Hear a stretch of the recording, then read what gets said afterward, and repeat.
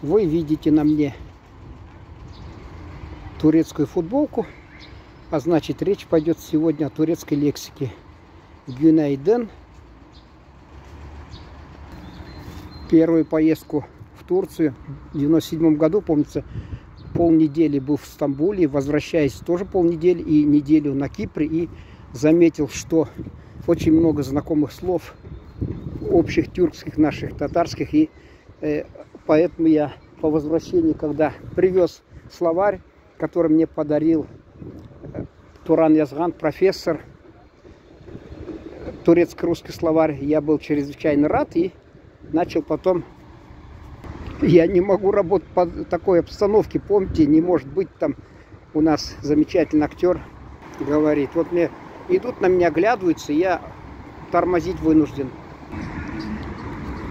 Важно только запомнить, какие слова общетюркские. Вот, допустим, ажаиб. У нас гажаиб. Удивился, значит, удивленно. А то там придираются некоторые. Я вам не профессиональный преподаватель. Кому не нравится, до свидания. Никто же вас не заставляет. Тем более бесплатные, без донатов. Значит, видео делаешь по татарскому языку, там сейчас по турецкому.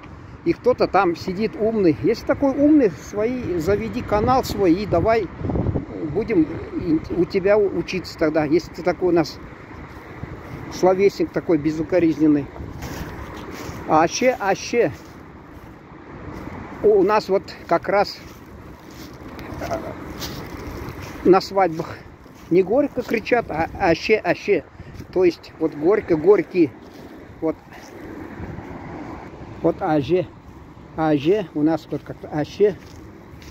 У турков тоже так. Ажаклы. Ажаклы значит открытый.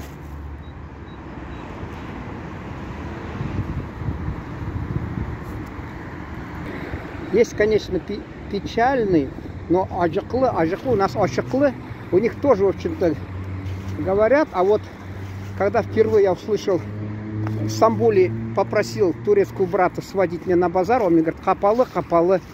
А я даже не владею турецким, тогда вспомнил капка, татарское слово, значит ворота.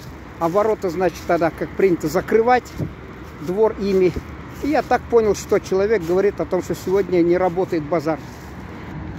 Аш. У нас голодный, ашлык это голод. У них аж то же самое практически. Вот там капалы, а это ажик. У нас ашакламак, ашакларга объяснять, у них, значит, ажакламак.